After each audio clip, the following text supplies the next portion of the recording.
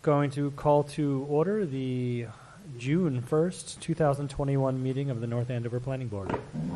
So tonight's meeting is going to be a hybrid meeting, so I'm going to read a statement regarding that.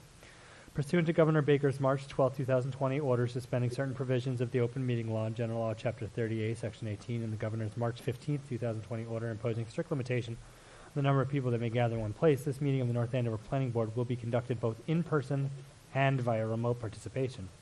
Specific information and the general guidelines for remote participation by members of the public and or parties with a right and or requirement to attend this meeting can be found on the town's website at www.northandoverma.gov.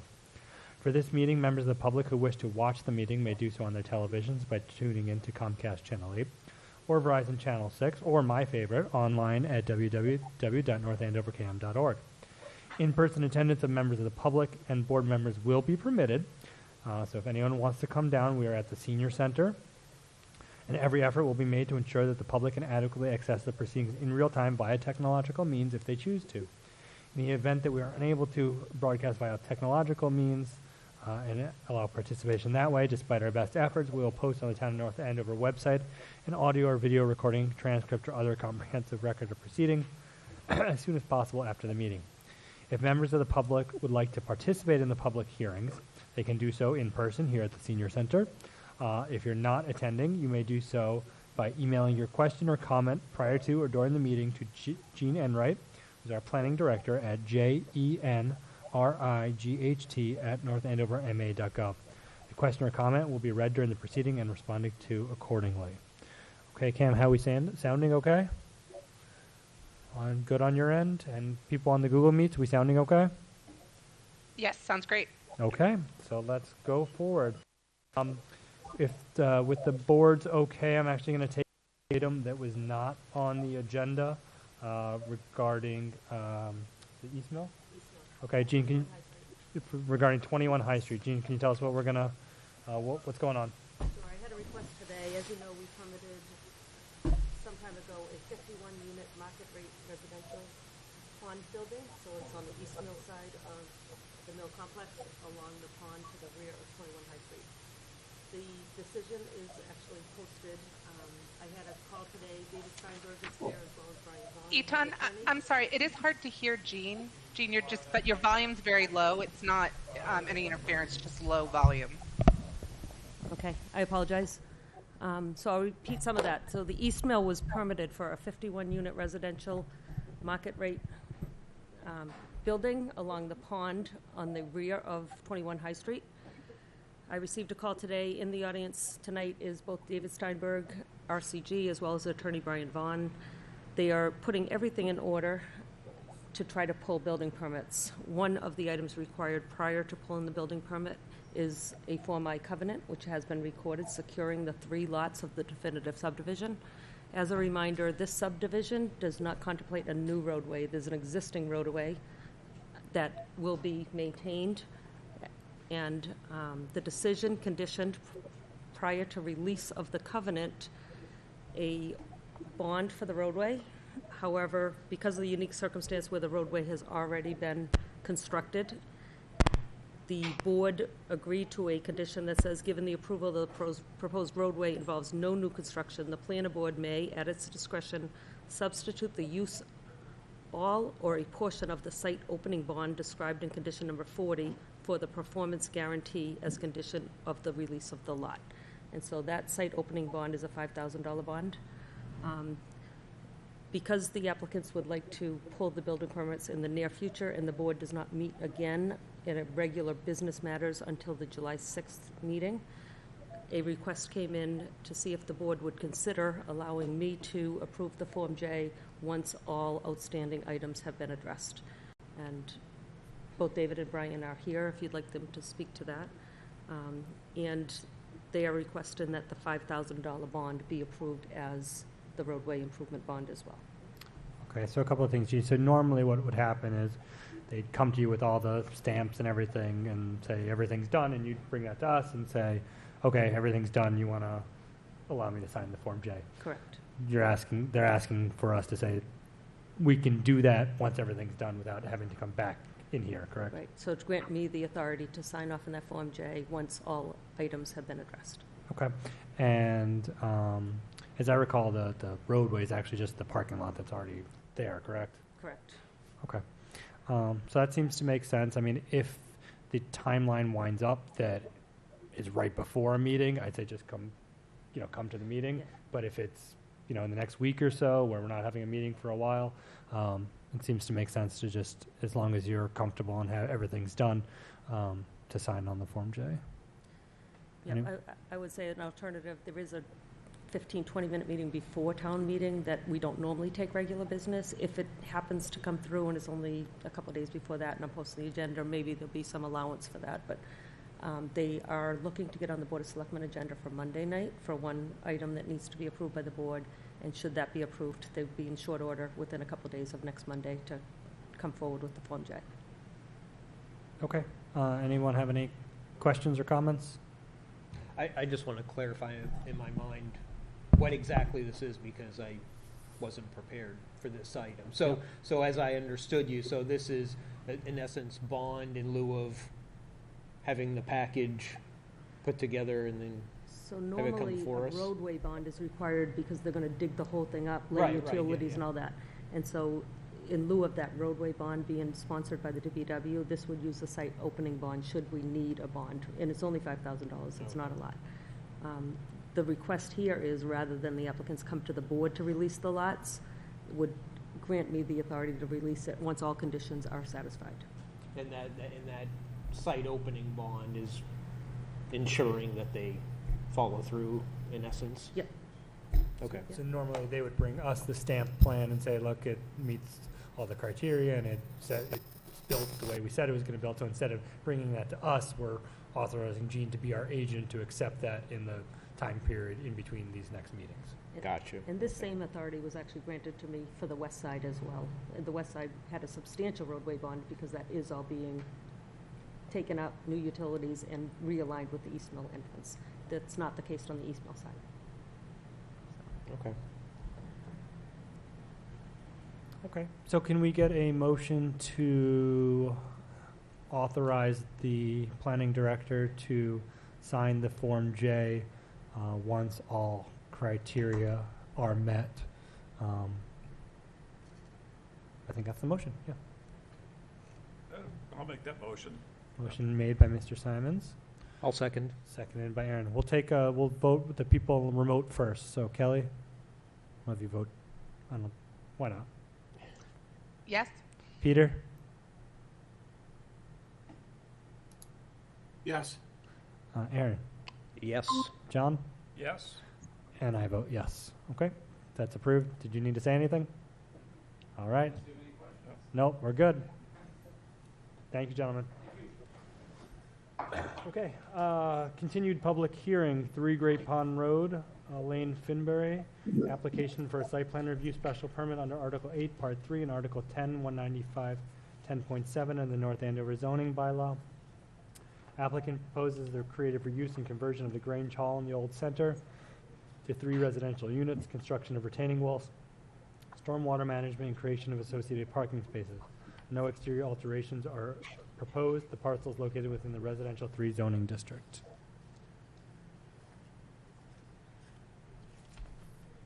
All right, Gene, you want to tell us where we're at with this project? Yep. So as you know, this has been going on for some time, mostly continued public hearings. However, you've received revised plans at the last meeting. The revised plan set includes waiver requests, stormwater report, and a response to the town's engineer's comments. All but one of the town engineer's comments have been addressed. The remaining comment, which is to conduct the necessary test pits prior to a building permit, has been conditioned in the draft decision. The Conservation Commission reviewed the application at their May 26th meeting. They asked for more in-depth analysis of alternatives to locating the infiltration chamber, which is currently located within the 100-foot, so they've asked for an alternative, and to do test pits prior to approving the project. Based on this feedback from the Conservation Commission, the board may want to hold off on reviewing the draft decision. However, it's in your packet, and the only new evidence that has come in is an abutter has submitted a letter over the weekend, which is displayed on the screen, given this is a public hearing, you may want to read this into the record. Okay, And- so we'll start by reading the abutter comment, then if the applicant wishes to make any responses to that, they may. If anyone has any questions or comments that they want to address on that, then we can. And then after that, we'll discuss what the next steps will be. Okay, so this is from Michael and Louise Donovan, May 31st, 2021. To address to the Planning Board, Planning Director Gene Enright. It would appear you've already made your decision on the plan, ? We would like to enter on the record of this plan as follows. We were following this as best we could, the many continuances, and thought that the Conservation Board was next before planning, only to hear the Conservation meaning the planning was getting ready to grant permissions, waiting on Conservation's decisions. I would like to respectfully express some concerns and thoughts about the proposed plan at 3 Great Pond Road for your consideration. I suspect that you did not hear a concern from other direct abutters, as all the others are owned by Center Realty Trust, which is also the seller of the property at 3 Great Pond Road. From my point of view, who would want a parking lot installed directly behind their house? Asphalt area has grown considerably in the center over the years as parking lots continue to be built around and behind the buildings. Concerns on the proposed project are as follows. There's a space/alley between 6 to 8 and 1012 Johnson from the back to the front of those buildings. We do not want this to become a pass-through to the center to go for ice cream, etc. This will result in liabilities on our home insurance if someone were to get hurt or slip on the black ice that occurs there during several seasons of the year. It fills up with snow during the winter. The space is not maintained for traffic and can be a hazard for any passage during much of the year. I would like to request a plan for discouragement, deterrence, or some other measures taken to prevent usage by others of private property coming from this parking lot to or from 3 Great Pond so that this will not become a shortcut now or in future years. At this time, there is no one passing through there other than the occasional maintenance worker for either building or myself. The 4-foot retaining wall, is this going to be above grade on the south and east of the proposed plan? Will we be looking at a cement wall or plantings going to help with the view? Are all of the trees behind 6 to 8 Johnson Street and or Hayscale's building being removed? Is the large maple tree in the middle of the proposed parking area coming down? The large maple tree should come down as it is severely stressed. It has been dropping large limbs for several years now, and the top section of the tree looks infested with something. The birds have been chipping away at the upper breaks, and much of it looks rotted. There are several limbs hanging in the tree now, waiting to be blown down.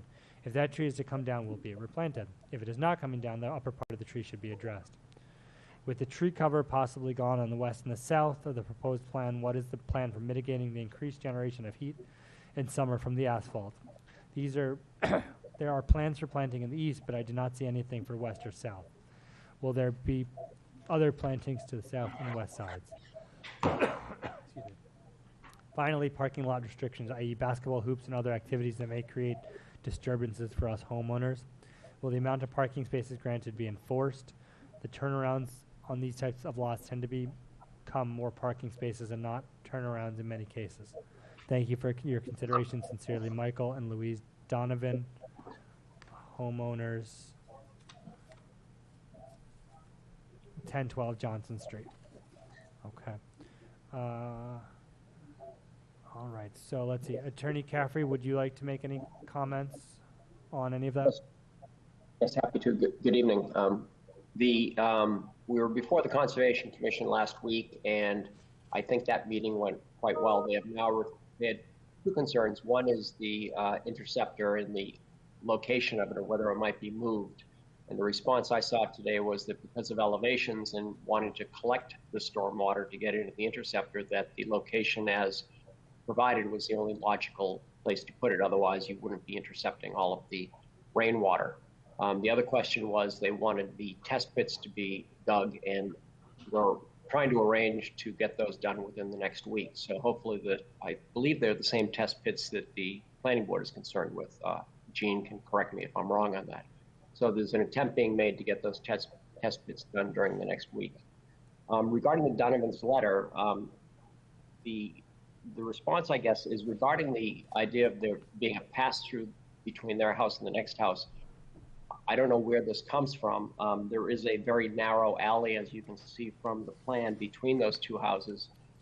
We don't know if there are going to be children, how many children, what ages of children, but we have no right to pass through those two properties. So that if, in fact, Mr. Donovan finds kids walking between there, he's perfectly within his rights to tell them to stop, because otherwise it's a trespass. Yeah, I don't know what we can do about that, but we have no rights, or our children of our homeowners would have no rights. In terms of the retaining wall, it is retaining ground there at the higher elevation, and this project is at the lower elevation. So there will be a 4-foot block retaining wall, but it should not be visible from them because it's holding up their ground. The expectation will be a segmental block type that will have a stone face finish to the concrete block, similar to the walls available by Shea Concrete. So we don't see that being exposed to them or being an eyesore of any sort. No, not all of the trees are being removed. The 30-inch maple that they say is diseased, we agree with that, and it will be coming down. And that is at the corner of the rear parking lot. To the south of the 3 new spaces on the back lot, that is all heavily treed, and beyond the spaces, there's no intention to take down any trees. Same thing to the east of those parking spaces is off-site and is, I believe, heavily treed and part of the wetland area. So other than the trees that are actually in the work area, nothing else will be coming down or will be taken down. They also had a question about the shading of the parking area. As you can see from the plan, the bottom line, for instance, the whole thing runs north-south, so that to the east of those 3 parking spaces is natural vegetation, nothing that we will touch. To the south of it, of those 3 parking spaces, which is about 2/3 of that rectangle that's attached to the main lot, that is all going to be left alone, and that's fairly heavily treed. And then, of course, to the west is Mr. Donovan's home. So I don't know. I don't quite understand his concern about sunlight hitting these 3 new parking spaces, but it's a small amount of pavement, and to our understanding, it's all pretty well shaded by the natural vegetation that is there and will not be removed.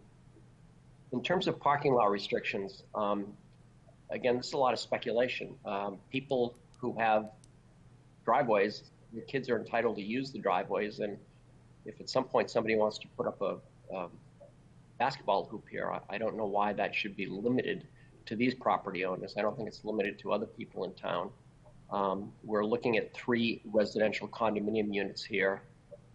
We don't know what the makeup would be of families in there and children and so forth, but I think that he's speculating of a lot of problems without knowing about them. I would like to think these people will be good neighbors and that they will be good neighbors.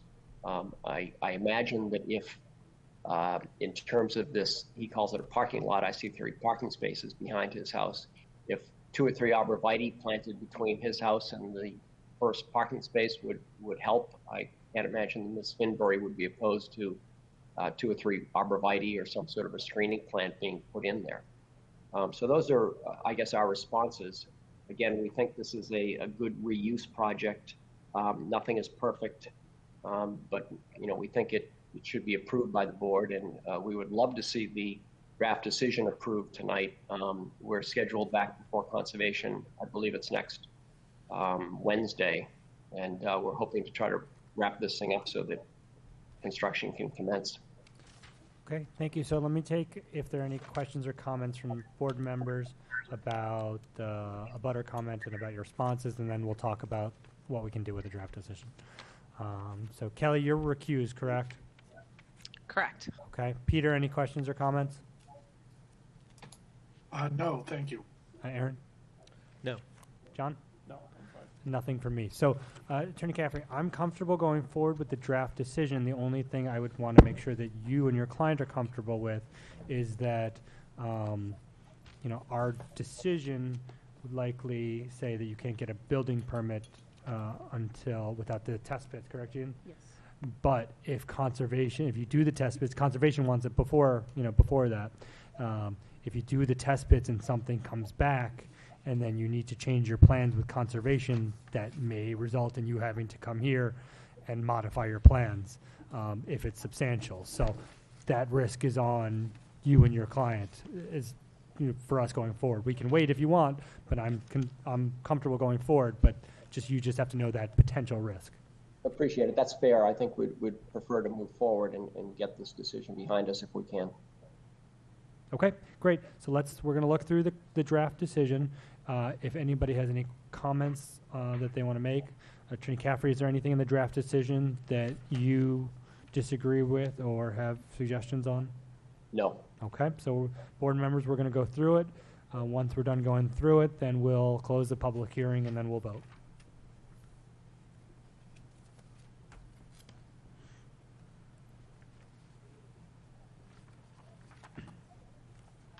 So I will add in the draft, I need to secure final revision dates on the cover sheet and the plan sheets. And so I've left those with X's, but I can drop those in once I have them. And on findings of fact number 10, I need to get the date the notice of intent was filed with the Conservation Commission, so I'll flush that out as well.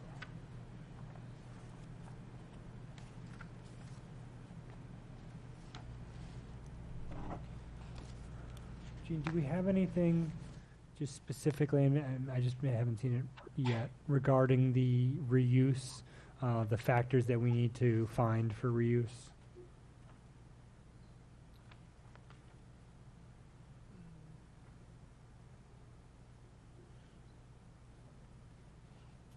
So findings of fact number 6 specifies that the Zoning Board of Appeals granted a special permit for the residential reuse, which was required. They issued the following variances. And number 8 is in accordance, the planning board, after review of the housing and historic and cultural natural resources in the master plan, has deemed it to be in alignment with the master plan. So that's a requirement in the bylaw. Okay, yeah, that's what I was looking for. Okay. And number 9, there's a minimum requirement of 30% remaining permeable, and that's been added to the plan as well. Okay. Yeah, the 8 and 9 is what I was looking for. I just wanted to make sure we had those in the decision.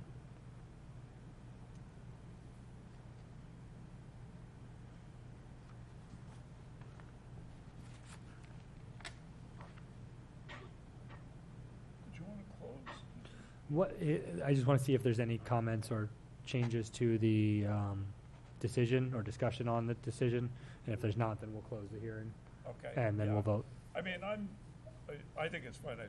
I haven't parsed every one, but the only thing, Gene, I would ask is, do we have sufficient flexibility to deal with sort of some of the comments that Attorney Caffrey made about, maybe we'll put in a little this, a little that, I mean, it's always good to wait to see if it's done and then say maybe we need a little bit more screening or something like that. So we can certainly put a condition in related to, they can work with the applicant to locate that screening once this is built out. So once the parking lot is in place, we did that, I don't know if you remember, off of Sutton Hill Road with Tom Zarico, the about a wanted screening, but it wasn't clear exactly what would be the Right, best. that's what I think.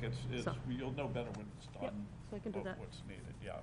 So we'll say probably 2 to 4 arborvitaes would be sufficient, no matter where they go. Yeah, I mean, I think it's pretty benign, but it's, Okay. yeah. So we'll add a screening condition.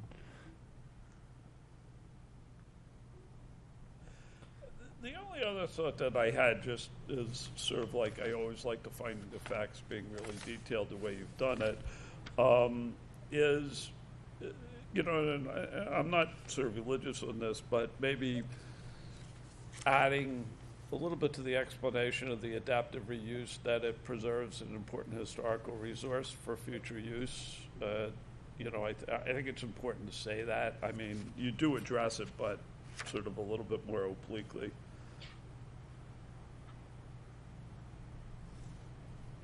So maybe after number 6, that the Grange Hall is a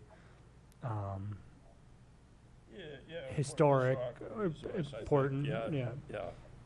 or you could do it in conjunction with 9 or 8, someplace in there, but We yeah. actually had material from the Historical Society that Yeah. detailed the history of the Grange, so I'll pull Yeah. from there. Okay, so can we get a motion John, can we get a motion to Time. close the public hearing? Oh, Oh, wait. I'm sorry, just one thing, and I thought I've included it, I want to make sure. So we need a homeowners association to maintain the stormwater O&M plan, because they're going to be condoed. I just want to make sure I put that in there. I believe I did. Yeah, so number 36. Okay, that's all. I just want to make sure I included it. Okay, so can we get a motion to close the public hearing as to 3 Great Pond Road? So moved. Motion made by John, I'll second. second. All right, let's vote. Peter? Aye. Aaron? Aye. John? Yes. Yes, okay. Hearing is closed. Can we get a motion to approve the site plan review special permit on the adaptive reuse as amended? And since this is a site plan special permit, I think Kelly can, She's recused, though. oh, that's right, she recused herself. Yeah. I tried, Kelly. So I will make a motion to that effect, approve as amended in discussion. Okay. I'll second. Peter? Aye. Aaron? Yes. John? Yes? Yes. Okay, approved. Good luck with conservation, and hopefully you won't have to come back to us. If you do, we're here. Great. Thank you for your cooperation over these many months. Many, many months. All right, thank you, Attorney Caffrey. Thank you. Okay. Annual town meeting zoning bylaw amendment articles, planning board report. Jean, on summary of dimensional requirements, business 4 district, downtown overlay, and watershed protection district. Have we had any additional comments? We have not. Okay, any additional information you think we need to know? Not on those warrant articles, however, the sign bylaw, Well, that's why I We- kept it separate. we've been cruising along. Okay. All right, However, sign bylaw. yeah. What has come up with our sign bylaw? So it was identified this weekend by John Smolak, who's here tonight, that the warrant article approved at the last town meeting in June of 2020 did not get updated in the zoning bylaw that's posted online. Suzanne Egan is actually on vacation, so I wasn't able to confirm with her, but I trust what she did to start the draft for the amendment was to download from the online version and then make amendments to that. And so when she downloaded it, it did not have the provision that was approved, not only at town meeting, but by the Attorney General as well, in it. And so at first blush, I just simply, in the staff report, said that I've now included that. My recommendation would be that during the motion meeting, Aton, that you suggest that the motion is as printed in the planning board report, because the warrant has already been closed. And so that provision falls under G, industrial districts, and it is number 4. So what's being displayed on the screen was added last year. So now, to somewhat complicate this, was the draft that was presented proposed to eliminate off-premise signs. So the definition was struck and any other reference to off-premise signs was struck. However, what was approved last year contemplated off-premise signs for the 1600 Osgood Street redevelopment. And so the Amazon sign would actually be located along Osgood Street on Lot A as opposed to Lot B. And so under further review of that, John Smolak has submitted a letter that was emailed to you today. It's included in the packet that suggests some other amendments to be included in the planning board report that would account for this. One of which is add the definition back, and the second of which was to modify some language that would still make off-premise signs allowable to account for this number 4 that's being displayed. So Amazon could go forward under a special permit with the planning board for a master plan signage. So I'm just gonna bring that letter up for the language that was suggested. So the A&R plan that was approved and has been recorded did show this sign on Lot A. And so in the letter, in the planning board report under 195 6.2, there's some suggested edits that are bold right now on the screen.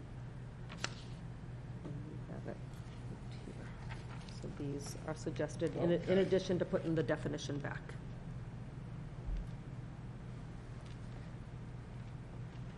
And so the unless otherwise specifically provided under the bylaw is referenced in that number 4, which specifically provides for off-premise signs if certain criteria is met by special permit.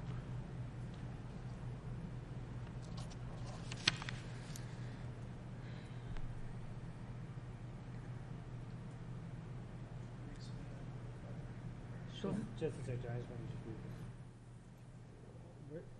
And that, Gene, in the number 4, that's the current bylaw. Yep. Oh, I see, say may allow for signage, including off-premises signage. Right. And so the original draft of the article proposed to eliminate off-premise signs, which is in conflict with that. Right. I'm just wondering, and John, I guess I'm just wondering if there's a way to make it simpler. If there's a way to not say off-premises signage, because we're striking that everywhere else, and give what was off-premises sign a new name as part of a sign master plan. Do you see what I'm saying? That we can allow signs not directly on the building when in a signage master plan, without undoing. Not directly on the building and not directly on that lot. Correct. So, So just align. I'm just wondering. I mean, I'd like to hear from what you proposed, but if instead of so keeping this, including off-premises signage, keeping the word off-premises signage out, and just saying in this number 4 that was previously allowed, signs under a signage master plan do not necessarily need to be on the lot. it must be on a contiguous lot or something to that effect. Something to that effect. Good evening, John Smolak, attorney for Hillwood.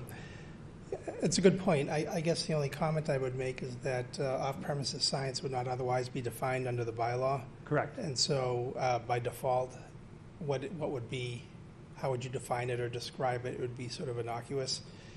And so by including it specifically in it, you're dealing with off-premises signs in 3 circumstances, probably with respect to a master plan special permit, which not only applies to this circumstance for the I-2 district, but also applies to the planned development district that was approved back in, I think, 2009, which was designed for East Mill, and then back in 2014 for the downtown overlay district as well.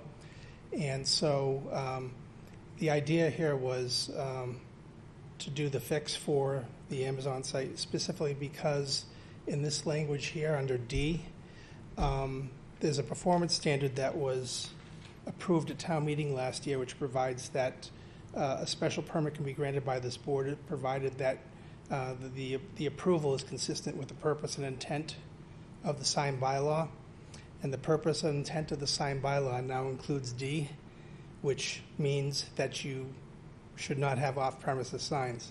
And so that's why that additional language is in there, to specifically provide that that the signs shall be on the same lot, except as otherwise provided under the bylaw. And so that's that. Fully added text. Where is So in the planning board report, it's Yeah. on, that guideline? No, where is that? it's in the- purpose and intent. Yeah, Right at the beginning. 6.6 2A, I think 2. What page on the planning board report?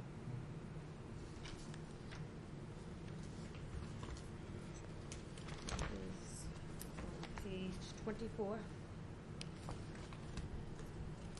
The top, yeah, 6.6 2D. So that's a full edition, all underlined.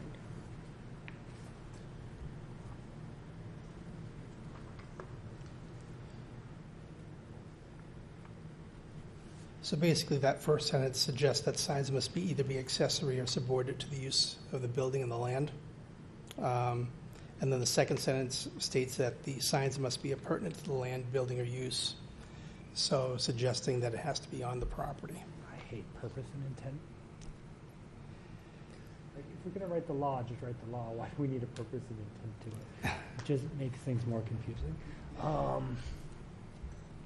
So the tweaks that I made were just designed to be sort of quick fixes, easy fixes to. But I just hate having an off-premises sign definition if we're saying that we don't allow off-premises signs, except where we allow off-premises signs. Not mad at you. This is frustrating. Okay. I don't know the answer to this. Or we could always come back next year and fix it again.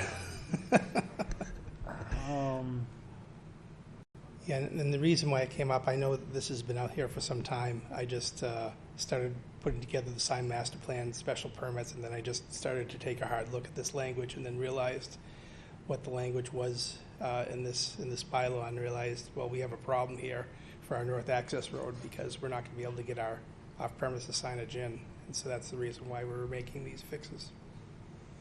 I understand your concern. I'm not sure there's an easy fix to your fix.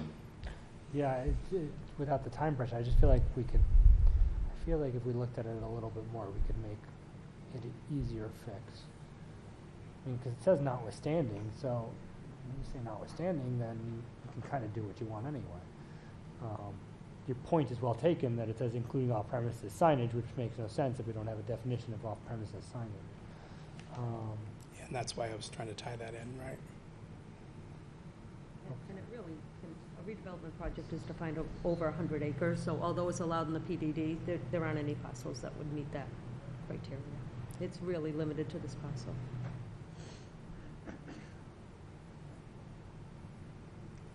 Well, this number 4 is only within the I-2, right? Right. It's the I-2 and it's these, yeah, it's really limited to parcels A and B in the I-2.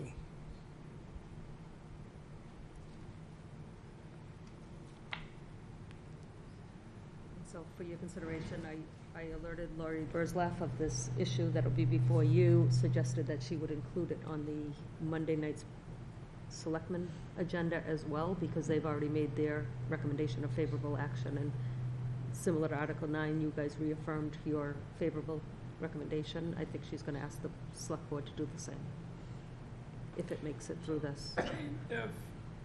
If we go back, roll the clock back to when this started, and, you know, had the right version that Suzanne edited, how different would it have looked? And why can't you just take that and drop that in as the... Well, I think had we had it, we wouldn't have just deleted off-premise signs. I don't think we would have deleted the definition. We would have realized that we just last year put in an allowance for an off-premise sign. Well, if we're going to have to basically put it in place, why don't we just do it the way it should have been to begin with? I mean, if you're going to have to substantially re-edit, why don't we just put the right thing in?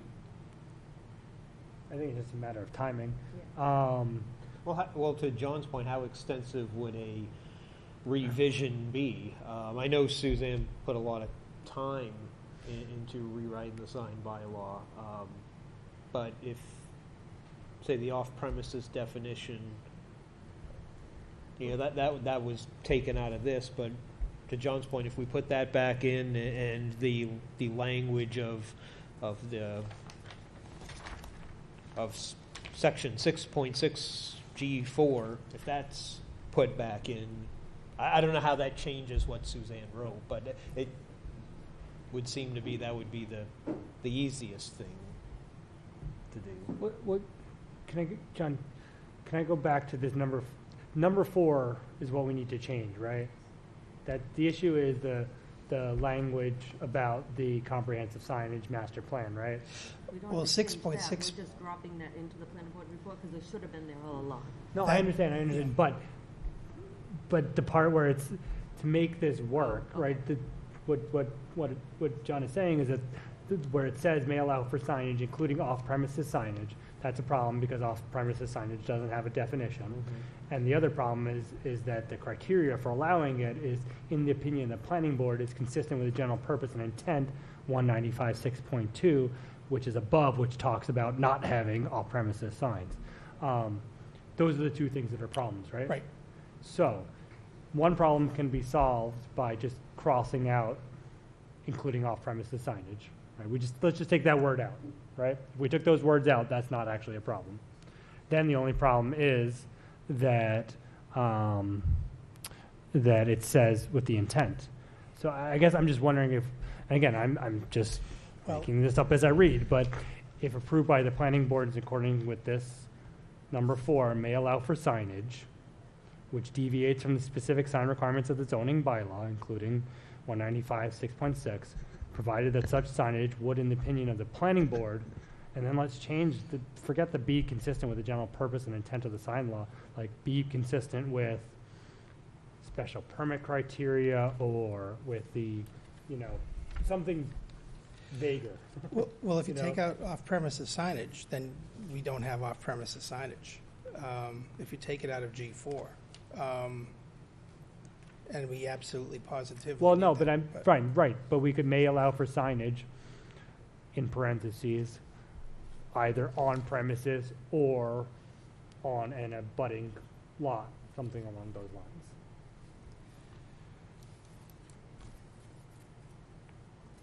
So you're suggesting amending G4? Yes. Is Correct, that that's what within- I'm suggesting. Is that amending within the G4. scope of the, It's all part of the sign bylaw, right? but then,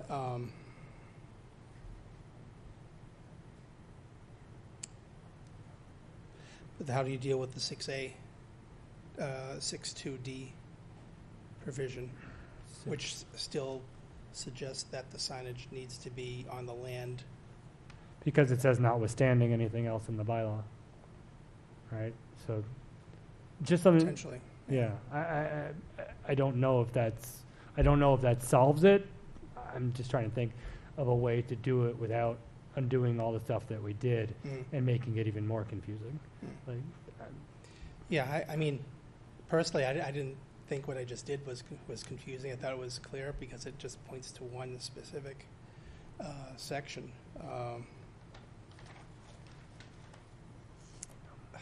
okay, Yeah. all right, so Gene, what do we need to do tonight? So I just, as you said, there's some time pressure, because I need to go to print with the planning board report. The selectmen meeting only meets on Monday. They're gonna wanna see a clean article. They're the actual sponsor of the article. Yeah. And the motion meeting is tomorrow, so I just, Well, the motion meeting we can say as presented in the planning board report, but what if we're not ready to, I guess maybe I'm overthinking it, but I'm not quite sold that this is the best solution. It's a solution. It's definitely better than what we have now. Yeah. What if, I understand. So the only alternative is you meet for a half hour before the town meeting, and if you don't come to an agreement on what it should be, we can't print the report and post it. we can't print the report, right? So it would be as posted on the screen or something like that. There could be amendment on the floor. You could leave it as is and have amendment on the floor. I think you're better off getting it in hand now. I mean, whatever it is, even if it's not perfect. Yeah, I don't, from what's proposed, I don't think it's worst case. I think, as John said, it's logical, it follows, I understand your position on it, but I think it works, and so. Yeah, it's Well, not, and it's and not that's perfect. really the need right Yeah. now, is we recognize that last year's town meeting, a change was made. We're looking to make sure that change is continued to be honored. And if you remember, the first draft, when you reviewed it and Suzanne was at the meeting, there was some confusion, because she deleted the definition, but it was still referenced in other areas of the bylaw. Yeah. And so to cure that, she really just said, I'll just delete everything. And it's, the intent is to make it content neutral, and this is really making a policy change. It's not necessarily content neutral, it's not really the Oh, intent of the article. No, I agree with what Attorney Smolak is trying to do. I agree that this this number 4 is supposed to include off signage, premises signage. I just really don't like making changes without having been able to think them through Digest it, yep. and to see if there's a way. I just worry about unintended consequences and having to change it again next year if we could find a better solution. So, but why don't we vote on what we have now as better than what's in there currently? And if I think of anything and we talk about it in the next 2 weeks and we want to change it, then we can do that. And just to clarify, we're essentially, Suzanne revised the signage bylaw because we really had to be current with current law. Yes, Yes. exactly. So, it just missed something which needs to be in there because that's what we voted on last year. So, Okay. so in that case, if, I know Suzanne spent a lot of time on it, I think the answer is adopting these 2 recommendations, and maybe a cleanup has to be done next year. Yeah, honestly, We need to Worse rewrite the things whole have sign happened. bylaw. Like, this isn't the only issue in the sign bylaw, so, and we've talked about that for years. It's just a matter of time and getting someone to We've do been it. talking about this since I Yes. got on the planning board before. Yeah. I volunteer to help again for the 5th time. Okay. No, seriously, I think it does solve the problem on the interim basis. It's such of limited applicability. I totally appreciate your concern about making sure that we don't have to revisit it multiple times. But I do think that this does the trick for purposes of getting over the hump for this town meeting, so that we can make our filing and move on with it. But I certainly appreciate your comments. Okay. So what motion do we need to make? So I guess to incorporate the recommendation referenced in John's memo. So we're going to put back the definition, and in D, we're going to put that bold language in as well. Okay, so we're going to recommend, the planning board's recommendation is going to be adapted to include the language in Attorney Smolak's memo. Yes. Okay. Dated June 1st, 2021. All right, so can we get a motion to adapt the planning board's recommendation in favor of the sign law bylaw revision to include the June 1st memorandum of Attorney Smolak? I'll make a motion to that effect. I'll second. Peter?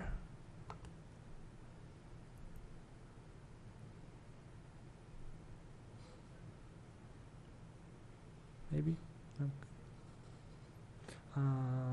Peter, if you're there, please feel free to vote. We'll move on. Aaron? Yes. John? Yes. And I vote yes. They turned off the football game. So we have John, Aaron, and Aton, Yes. and not necessarily Peter yet.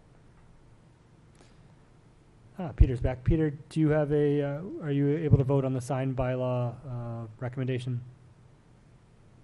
The screen froze up and I missed the last probably 5 minutes. I've been trying to rejoin. So if someone could summarize the last few minutes and where we're at, then I think I could, but otherwise I'd have to hold off. Sure. So we just discussed whether or not there may be alternatives to the approach taken by Attorney Smolak. After a discussion where I hemmed and hawed, we basically decided that we think that this is the best solution for now, given the time pressures of getting something before town meeting, and that it's better to have something in writing that we think we can work with rather than something in the future that may be better, so that we're going to adopt his recommendations into our recommendation to in favor of the signed bylaw. And if we're able to come up with anything that we think is better in the next 2 weeks, then we can always amend it. But for now, go forward with what we have, because it really kind of combines what we did last year and still wanted to keep in the signed bylaw, and the amendments that we've made. Okay, very helpful. And where do we stand on voting? John, myself, and Aaron voted to incorporate these changes into our recommendation of favorable action. Okay, and then the turn was to me, Yes. and I vote yes. Okay. So that's approved. Thank you very much. Appreciate All right. you Thank you, working John. with us. We appreciate and thank you for catching that. Thank you. All right. Annual town meeting, zoning bylaw amendment article, planning board report, Article 32, citizen petition, Joe Finn and others, multifamily housing moratorium. So Joe Finn contacted me today to let me know that he was not going to be able to attend tonight. Okay. I have no new information. Nothing has been submitted. Was there, I know there was a housing forum. Yep. Last week, was it? Or within the last 2 weeks? I believe last Wednesday night. Yeah, I tried to sign on, but then I got caught up in life. Anything related to this or of interest to this in terms of the housing situation that came up, or is it separate? No, it was more fact-based, Okay. just on housing stats in North Andover, pulling from the housing production plan quite a bit, talking about other types of housing and varieties of housing, and then the permitting process. So I laid out kind of a flow chart of what it takes to get through the permitting process. And as we've discussed here, many of these multifamily housing projects start at town meeting approval and bylaw amendments before they can even get to planning, and many not only required planning's approval, but they required conservation and zoning and sometimes Machine Shop Village. And so it's being rebroadcast. It's going to be played on NACAM. It was shared by Sarah today on social media, so the link is there. Anybody that wants to watch it. I think it went approximately an hour and a half. So. Okay. Okay, so what do we need to do tonight? Do we need to vote on their planning board report? So, yes, so I just wanted to point out not only what we just discussed, but also in Article 31, somewhat unconventional to how we've handled this in past. I laid out, I think, the basis for the planning board's unfavorable recommendation for Article 32. I gave everybody that in an email. I think I didn't receive any negative comments, so I just want to make sure before I go to print, everybody's supportive of that format. And then, yeah, if you could approve me finalizing the report, posting the report with the updates we just discussed tonight. Okay. But we already did vote, right?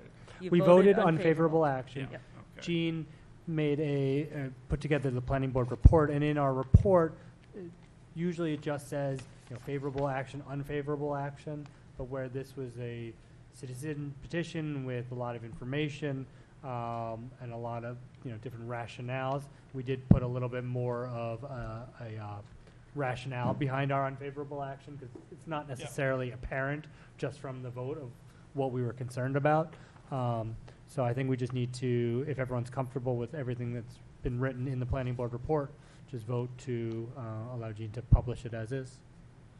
Anyone have any comments, questions? Okay. So why don't we take a vote to as amended tonight. So. To publish the planning board report as amended tonight. Okay, I'll make that motion. Motion made. I'll second. Second. Peter. Might have. Yes. Yes. Excellent. John. Yes. Aaron. Yes. And I vote yes. Okay. All the public hearings will be continued until our meeting on June 15th, just before town meeting, correct? So I have to get you a room number, but my understanding is we'll meet in one of the high school rooms, and then the meeting will be held outside after. Okay. And I hear that usually the chair tries to bring food to those meetings. Always. Always, Not right? usually, always. Always. Okay, just making sure. Okay. All right. Okay. What's next? So the Mass DOT follow-up commentary related to the overview that was provided at the last meeting. There was a little discussion between the extent of takings at the Northmark property, and so both Northmark as well as representatives from Mass DOT submitted clarification emails. They're in your packet. It's really a housekeeping item. I've explained to them that this project's not before the planning board, that they do need to continue to talk to town staff, including the DPW director and the town manager. However, they should coordinate a site visit amongst the two of them. And so they have scheduled, I believe, for Thursday of this week, a site visit where Northmark will meet with Mass DOT on site. Yeah, I think the important part was that I think this board and the town has worked very hard to make that area not only look nice, but to be congruent and to be kind of one kind of continuous, not necessarily neighborhood, but have a continuous look and feel to it. And so if Mass DOT is going to want to change that, we feel very strongly that they work with the town, but more importantly with the property owners to try to maintain it as much as possible, and we'll do what we can to help with that, but it's not necessarily before us as a project. So we're somewhat limited in what the planning board can do, other than continue to stress that how much we really value the walls and the landscaping being maintained. Yeah, I mean, I agree wholeheartedly with that, Etan. And I go a little bit further, is that even though technically it's not in front of us, I think it would be a good practice in this case to actually have a site visit where we participate, and because I think there's 3 or 4 areas where that conflict comes into play, and I think actually going out into the field and looking at it and talking about it, even if we don't sort of formally resolve it, would be helpful. I mean, because I've heard different things too, even above and beyond. I mean, I've heard the block past Hillside Road, they're talking about some takings there, and they didn't bring that up. I don't think, maybe I missed it at the meeting, but it would just be useful, I think, at any point where there's potential impingement with property that we at least understand it. I mean, So maybe we could form like I know we don't usually do subcommittees, but maybe we could form a subcommittee about it, because I don't know that we can do site visits without a project, but I think we could form a group to kind of stay on top of it yeah. and to go out as that committee and say, okay, if you're gonna, let's go out this week and see Northmark, or go out this week and see Hillside, and that way, when it actually comes up, we're knowledgeable about it, and we can give our input ahead of time, because if we give our input ahead of time, maybe Mass DOT can take part of it. That's the point. But I don't know that we can do public site visits of the board, but I think maybe some sort of small okay, committee of us could okay, do good. it that way. Yeah, I think we're on the same page. Yeah. Yeah. So I'll talk to the town manager. I know Suzanne Egan called their attorney to kind of explain the fact that it's not really before the planning boards, and I don't know exactly what was discussed there. So let me talk to those two, and I'll get back to you. Yeah, as long as one of us can kind of help facilitate, just so that it's much easier to get ahead and make plans that work, rather than fix a problem that comes up later on. Yeah. Okay, I like it. Okay, Okay? all right. Royal Crest, Trinity Financial. Is that where we're at? Yes. Okay, 8 o'clock. We're doing good. All right. Come on up. Come on up, gentlemen. We expected a lot more people. All right, so as you know, that the site visit for the balloon test was conducted on May 25th, last Tuesday. And I think the board could share their thoughts on that and have a discussion related to that site visit, as well as I've included the remaining general comments that haven't been addressed yet. That document includes the fiscal impact questions that were shaded in gray that could also be addressed. And that's somewhat housekeeping, but I think if time allows, if we could get through the remainder of those, the comments coming in is somewhat slowed down, and I think we can check those off. Okay, so let's do, well, do any members of the board want to share their comments, feedback about the balloon test site visit, what you thought, what was helpful, what you took away from it? We did have one member of the public there, which was great, and I think almost all members of the board were there, so people have any comments they want to share, that would be great.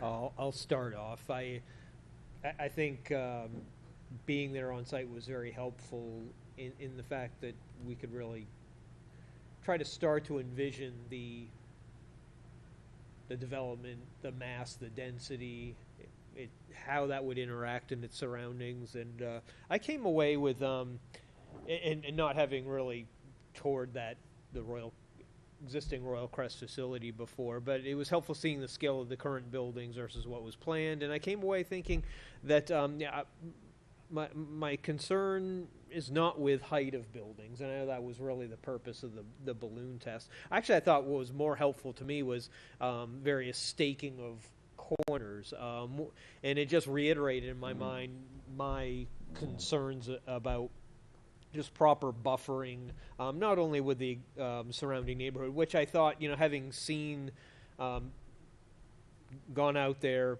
toured the property, I think I'm quite satisfied with the buffer that would be in place for the Berkeley Road and those at the Quail Run neighborhoods. I still have a concern. I think I saw one of the stakes for, I think it was the dormitory closest to 114. It seems very close to the street. Right now there's some trees there which provide some great cover for that, and I think that remains just my primary concern, is that viewscape for people coming from 125 to 114 or either into 114, not seeing this wall of buildings when they get to that part of town. I think that, especially people coming from 125, that's our entrance into the town. And I think having something that's a bit more subdued, yet still retains a lot what the developers are trying to do there in terms of the diversity of elements they wish to develop it onto the property. So I think it was more confirming for me. And as we go forward, I hope we really understand. As we set out on site, I know a lot of us ask questions about the number of trees that would be coming down, the number of trees that would stay on the roadway. So as we go forward, hearing more information in that regard as to what are we going to keep that's existing, what's going to be planted, what's the adequate buffer there, so we don't end up with something that's more akin to, say, Salem, New Hampshire, Route 28, where you've just got buildings. Okay. Thank you, Aaron. Kelly, any comments? Yes, thank you. Yes.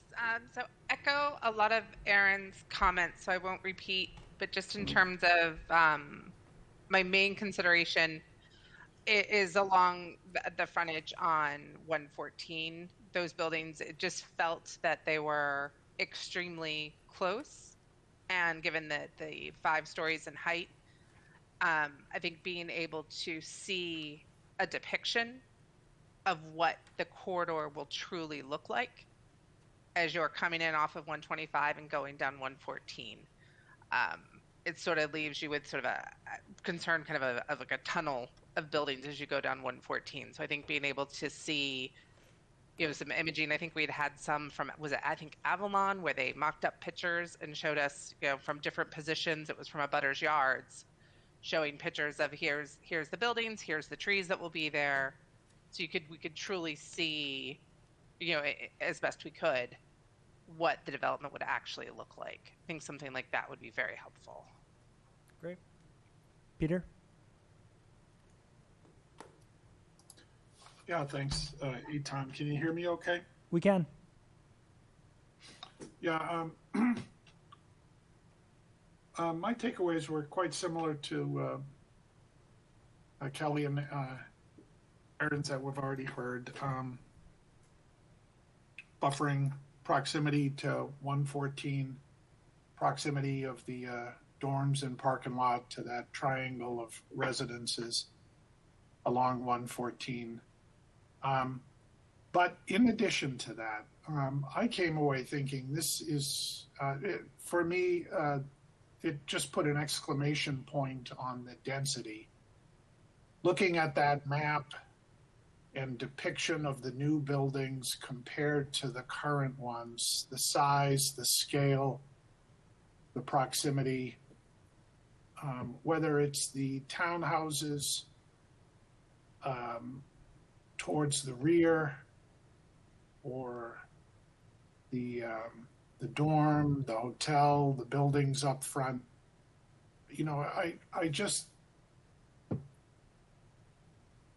I think we're going to dramatically change the look and feel of what's there now, almost to the point of almost an urban setting. And what I mean by that is the scale of buildings, the number of buildings, the density of buildings.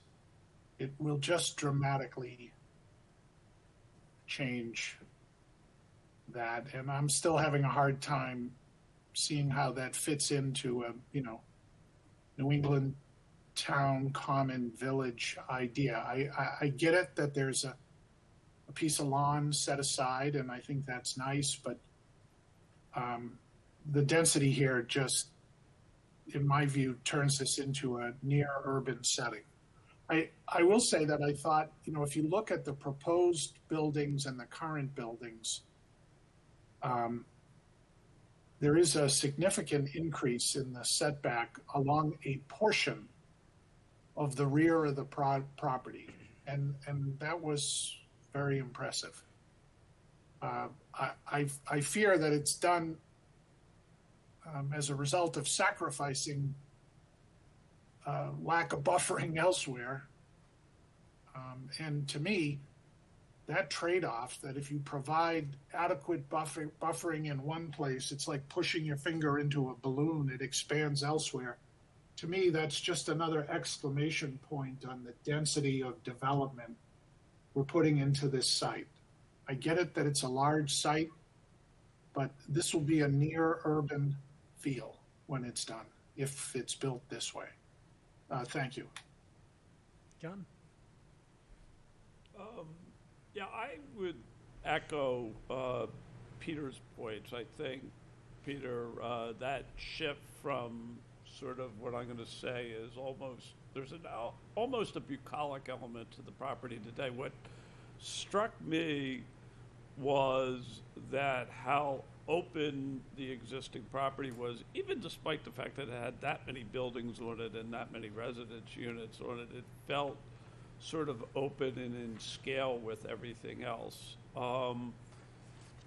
It's pretty clear to me that when this property is built, other than the buffering, the landscape buffering on the outside, literally every tree on the inside of the property will have to be removed with very few exceptions. I don't see there's any other way around it. And that, I think, is another thing that completely changes the scale and the perspective of the property from what it is today. I do think that, the applicant did a good job staking the corners and also putting up the balloons as we asked them to do. Unfortunately, when it's windy, you can't really tell. And I think Kelly's point about having some other visuals that actually point at the impact would be helpful. But all in all, I feel like what it indicated to me was that the density proposed just totally overwhelms what's there today in a way that's inconsistent with anything else in town. So a couple things. The dorm closest to 114, there was the stake, and I couldn't put the balloon there because it was getting caught in the trees. I think that's way too close because it's 25 feet and we're putting new sidewalks, and I just think that's close. I know that there's a wetland on the other side, but I think there's got to be a way to move that a little bit further into the property. That one really stuck out to me, and I think, I mentioned that to you, Michael, at the time, that really stuck out to me as too close. I agree with Aaron and Kelly that the heights really didn't bother me. The townhouses seem to be about the same heights as the townhouses now. I thought the drone was really actually more helpful than the balloons, because you could actually put it up to the height and be, okay, this is at 68 feet right now, and I could see around the surroundings. So I thought that was really helpful. And you could even look at it and see what it looked like, but I think just seeing it at that height was really helpful. The stakes I thought were really helpful too. I thought the way it's set up, a lot of it makes sense, and I didn't really have concerns with the heights of the buildings really the heights of themselves of the buildings of 114, more the proximity of how close the buildings were. I'd like to push those in a little bit. The trees issue also that struck with me is I think there's a good job of keeping the buffers on the outside. That's great. I understand that a lot of the trees on the inside are going to have to be moved or taken up because of buildings, but I would really, really stress, and I'd love to see the landscape plan that shows where they're going to be put back, because I do agree with Peter that one of the things I liked about the property now is how much space you had and how much of it was green. The thing, and I actually agree with John and Peter about that, it is this project, this proposal really does change Royal Crest. But the thing I'd put to you guys in thinking about that is, isn't that kind of the purpose of this? So I know it's different than everything else in town. I know it's different than what's there now, but that's kind of the point, I think. To me, I don't come exactly away with Peter's feeling of urban, but I think it's close. To me, it has more of a college campus type feel to it in my mind. Now, I went to BU, which is in the city, so maybe in my mind that's a little. It feels a lot to me the smaller version of Assembly Square. Yeah, I mean, I can But see that's that. not suburban. It's Well, but I think the retail and the buildings are on a much smaller scale than that's that. true. Yeah. But they claim to have green space at Assembly Square. It doesn't really exist, right? So that I do have that concern. But I feel this is more of an enclosed campus, and I guess I wouldn't call it suburban. I'm not sure I'd call it urban either, but it's close to it. But I don't necessarily think that's a bad thing, I guess is my point. So, Eitan, can I just comment on that? Let me just finish, and then Yeah. we'll go back to the Yeah, shore. of course, yeah. Yeah, I don't exactly know how to describe the feel of it because it is going to be different than anywhere else in town. So I agree with that. I'm just not convinced that that's necessarily a bad thing. I think if we want to have a place where we're going to get our numbers of 40B and our residential units that are desperately needed, not only for this town, but for this area, for the Merrimack Valley, for this state. Just going back to the housing production plan and the forums and stuff like that, and just hearing, what the governor said a few weeks ago about how there's just not enough housing being built. Like, we're at such low percentages of housing being built compared to 20, 30 years ago, that if we're going to do it, it's going to be up and it's going to be multifamily.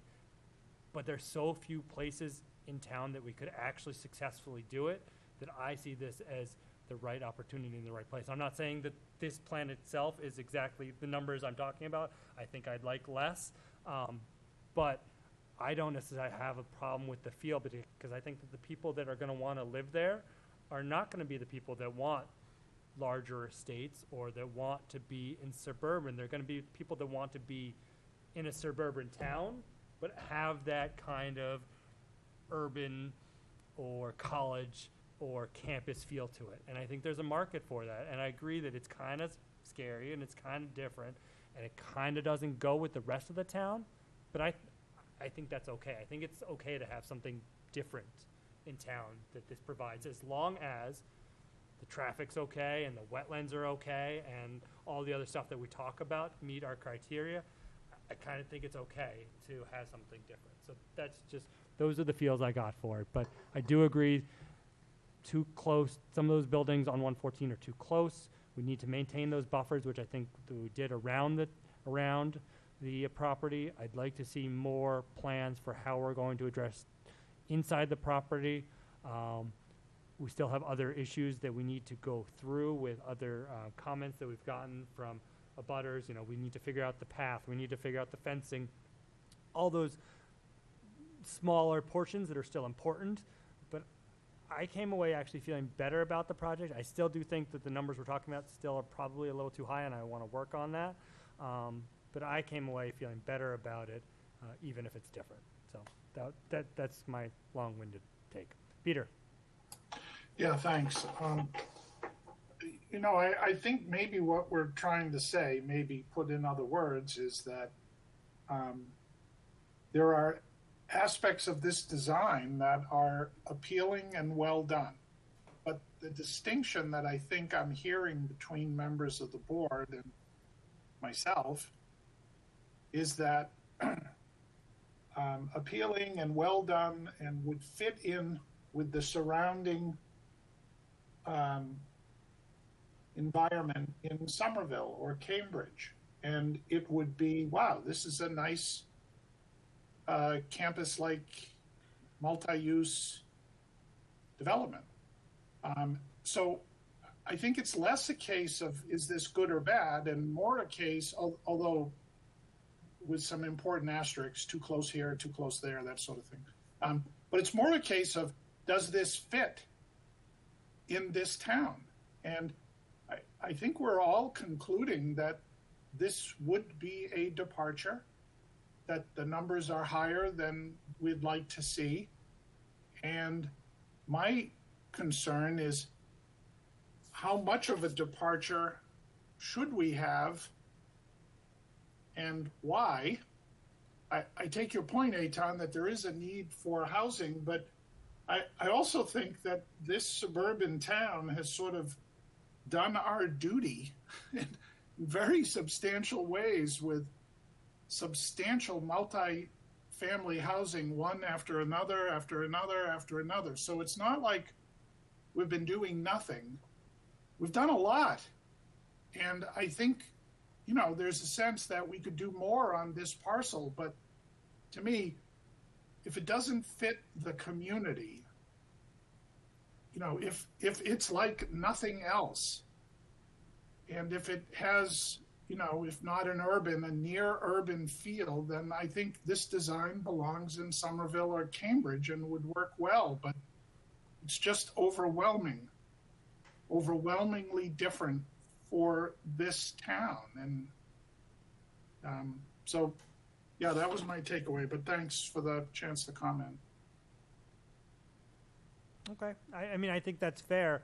I think that's a fair assessment, and that really is kind of what I think ultimately will be the question is, how willing are we to depart from what we have now? How much impact would something that is so different really have on the town? And I think those are pretty open questions, and I think they're very fair and open to debate. So, I mean, I think that's kind of well put as to what the crux of the issue that will be before, because I'm pretty confident that we can come to potentially a range of numbers that reasonable people think are appropriate. But I think you're right that ultimately it's going to be how comfortable are people with what's proposed, how important is it that we, get our 40B numbers up versus, making significant changes to an area of the town. So I mean, I think the question is well put. I don't necessarily think there's an answer other than, eventually taking a vote at town meeting about how, risk averse or willing to make these adaptations the town is. So, but I think that puts us in a good position to move on to, now let's finish up with the comments that we've received, and then really start knocking down the doors of these final comments and kind of giving the developers from the board a somewhat consensus, or at least opinion, even if we don't have consensus, of what numbers we're thinking the board and or the town would be amenable to, and then start moving it towards, its ends. So I think that's where we're at now. Do you guys want to comment on that or anything on those before we jump into the general comments that we've received? If I may, this is kind of a thrill to see everybody in person. Yeah. In fact, it's a thrill to see anybody in person. So I was really looking forward to this opportunity. And thank you very much. And I can't say again, all the meetings we've had since last summer and the time that you've put into this project when you have so many other things going on, believe me, that is very much appreciated. As to the comments, absolutely, we're concerned about that wall that you described. That's the last thing we want to do. There's lots of things we can do architecturally to soften that. And we have one of the best architects in the area in Elkison and Freddie, and we're confident that we can break down that wall in a way that I think you'll get more comfortable with it. But, we hear you. If you want us to move it back, we will certainly give that every consideration. Insofar as the trees are a blessing. I mean, there's 50 years worth of growth there that we really want to work hard to retain. They really give the site a lot of character. Obviously, some of them are going to have to go. Many of them are dying because they've outlived their lives. But we really do want to make an effort to do an analysis of the trees that are there and to preserve as much of them as possible. We continue to want to respond to your concerns, questions. I hope we've impressed you with our desire to get you the answers that you need and to be responsive. But we have a long way to go, and we're certainly willing to continue to listen and respond as best we can. We think this is going to be a fantastic development. We think it's going to work very well in the town of North Andover, and we're committed to really turning this into something special that people will really be proud of. So that's great. So just again, if we're potentially looking at a special town meeting in the late fall, and not a lot of meetings over the summer, we have some work to do in kind of giving you our thoughts about numbers. but I think there's going to be a lot of work to really do on those details, because if this goes to the way we've been talking about this is for a, a master plan, and so really town meeting is going to be the place that votes on the plan in its entirety. So that's going to be nuts and bolts, and so a lot of these things that we've been hearing about and talking about kind of in general are going to have to be locked down pretty well in advance of that. Like we're talking about, beginning of September when we're having public meetings and hearings on this. Those numbers, plans, view corridors, all that stuff, what's happening with paths, what's happening with fences, which trees are coming down, which trees are being replanted, like how many people are we talking about, how many school kids are we talking about, all those kind of things are going to have to be in tip-top shape really by the end of the summer for us to be comfortable going forward with this and putting it in front of the voters. And ultimately, the voters will have their kind of say on kind of the juxtaposition and the dialogue that Peter and I were having about, what the real kind of what's important to us in a project in town and what we can support. Okay. All right. So let's continue. Gene, we're going to continue with our comments. So I'm looking at we're just going to go through right now the non-fiscal comments at the moment. We're at number 27. Yep. Page 36. Okay. Mary Lou and Donald Shulman. We recognize that property owners have the right to develop that asset as best they can within governing zoning rules. We also note that the North Andover covets mixed-use development on the 114 corridor. Nonetheless, where that proposed development will impact residential property owners, consideration and accommodation are imperative to maintain our quality of life. As abutters, we have concerns and questions about the following. The referenced Legacy Place and University Station developments are poor examples and suggest a standard that should not apply here. They are each adjacent to major interstate intersections, abut a railroad track corridor and station, and are surrounded on all sides by long-standing businesses and industrial zones actively used for those purposes. They abut no residential property, and the response was that we agree. This is from Royal Crest. We're asked to present Boston area examples of higher density mixed-use developments, and we select examples of very successful projects with much higher density than what we are proposing, but we're occupying equal or even less acreage than what we had at Royal Crest. Said that the comparison was misunderstood, so that those are not what they're kind of looking to do. And then some other comments that have already been made before. The Royal Crest buildings are 3 stories and far fewer in number than is proposed.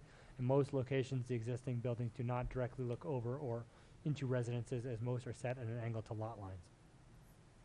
The response from Trinity was the master planners carefully cited all of the buildings further back than where they are today, separated by a significant green buffer.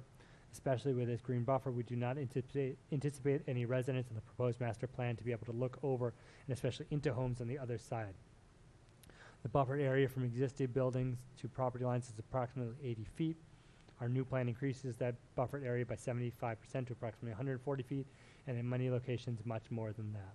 Again, I would just echo Kelly's comments that if we could get some view pictures from, if you take pictures from residents, if they allow you to on their property, take pictures looking into where the buildings would be, then generate ones that would be looking out. We had that for Avalon. We also had that for the Knights of Columbus Sutton Street project, and I thought that was very helpful because we were able to, on Sutton Street, we actually changed heights of buildings from 3 to 4 in different places, but we were also able to try to anticipate where additional screening would be needed. Especially in Avalon, we were able to kind of project additional screening or fences or trees either on your property or on the abutting property to help with the visualization there. So, okay. Density of residents will increase dramatically to at least 235% of current numbers, and this does not include students. office workers, customers, and hotel guests. There's a chart. I'm not going to read the full response, but we have talked a bunch about the density and are still working on that. And but we do acknowledge that the proposal currently has significantly higher density. The 5-story buildings proposed are out of scale for this location. Are there any other buildings this size in town? If so, do they abut residential areas? What fire department assets will be required for safety in this development? The response from the applicants was, we understand that there are concerns about building heights in our proposal. We have located our taller 5-story buildings closer to the front of the site along Route 114 and fronting Merrimack College, where buildings of that scale are more appropriate and away from the surrounding neighborhoods. In fact, the 5-story portions of our buildings are in nearly every case at least 250 feet away from any abutting houses. As you move towards the perimeter of the site, the buildings step down in height and scale, more in contact with those neighborhoods. We have taken great care to design our plan with people in mind, with the building designed to be inviting and pedestrian-oriented. Jean, have we heard any concerns from fire? I have not. I mean, they've had conversations related to the fiscal impact analysis, Yeah. and no equipment didn't come up there. Also, just as a reminder, a development agreement would be put in place along with this proposal, similar to the Amazon Hillwood project. And so I have not heard any feedback associated with the equipment needs. And in terms of 5-story buildings, I think as I recall from our discussions at Avalon, maybe one of the mill buildings is 5-story, and I think Sutton Hill was maybe 4 to 5. Sutton Hill was the highest was 4 at 55 feet. Yeah. The mill building, the former Converse headquarters building, Right. is approximately 70 feet high. So that's an office building. Okay. Those were the highest, as I recall, in town. One of the reasons we did have the 4 stories for Avalon rather than 5. Right. Yeah. So they proposed 5 initially, and they were brought to 4. Correct. One board member wanted to go as low as 3, but it was approved at 4. Okay. Drainage is continuing on page 38. Drainage is a problem of long-standing on the Royal Crest property. The proposed development appears to address those issues by creating holding ponds around the perimeter of that property. Take a look at their graphics presented to the planning board. Excuse me. There appear to be 9 new ponds shown around the property perimeter. 4, including the 2 largest, are shown with one part of the created shoreline on the Royal Crest property, and an indeterminate amount of water encroaching on our neighbor's land, which will cause damage, create health risks as breeding ground for mosquitoes, and negatively impact property value by creating wetland where wetland does not exist now. This plan is not acceptable. The response was, the graphics presented to the planning board represent only existing flagged wetlands areas that must be retained and preserved. It should be noted that Royal Crest has been historically burdened by runoff from adjoining properties that were constructed after Royal Crest was built. However, we will be responsible for managing all stormwater generated on our site consistent with DEP and Conservation Commission guidelines, and anticipate that no stormwater will encroach on any surrounding properties. Next comment was, the density of residences and additional parking for commercial uses create a dramatically increased requirement for parking. How much impermeable area is being added? Additional runoff needs to be taken care of on the property and not diverted to adjacent properties. And the comment was that a significant amount of parking requirement would be contained in structured parking garages as opposed to surface lots. 39, we have concerns about light pollution, also noise pollution from Route 114 traffic. Exterior lighting of buildings and parking need to be designed or limited to minimize effects on our neighboring residents, as is when the leaves come off trees, fall football game noise, and spring party music from Merrimack permeate our neighborhoods. Traffic noise is more apparent in winter. Fewer trees and lots of hard surfaces in the dense new buildings are of concern. Trinity says we agree, and our designers have been instructed to make sure site lighting is designed with our neighbors in mind. We will orient lighting away from our neighbors, keep all lighting below the height of the tree line, and provide lighting only where appropriate for safety and security. Likewise, we expect noise transmission from our property to abutters to be minimal, particularly considered the increased landscape buffer we are proposing.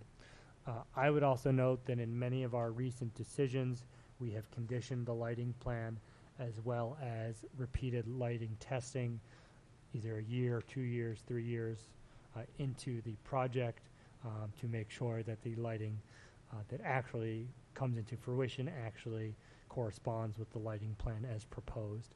And we've made similar conditions for noise in the past as well. Proposed restaurants and their venting of food odors are of concern and must be controlled. Addition of buildings up to 5 stories high will put vents high, potentially on rooftops over trees, affecting a wider swath of residential areas. The applicants say our proposed plan is mixed use with retail space adjacent to or even in the same building as residential, so venting and restaurant odor control are very important to us. We certainly want and expect happy residents, which should mean happy neighbors. The buildings will be designed to or beyond code, but we shall study it as part of our MIPA review process and mitigate further if there is a problem. And as I understand, also restaurant odor would be under Board of Health review as well, correct? Okay. So that'll be part of our department review, I'm sure, as well. Left turn onto Hillside.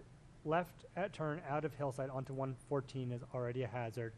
Left turn onto Hillside from 114 eastbound can also be difficult. Given the likely increase in traffic, has a restriction on both left turns been considered? How is the project being coordinated with the current state plans for improvements on 114? So I think we talked about that when we talked about the MassDOT improvement project. Who will own the property to be dedicated to housing Merrimack students with property pay taxes to the town? The college will own the land. As we heard from Merrimack College, actually may be a third-party nonprofit entity at some point as well, and will manage the student residences. It is expected that Merrimack will be invited to meet with the planning board in the near future in order to give a presentation on their plans for the site. We did that, and we'll continue to continue to work with Merrimack regarding some cost mitigation. Please explain who will have law enforcement, fire, and EMT accountability for the student area.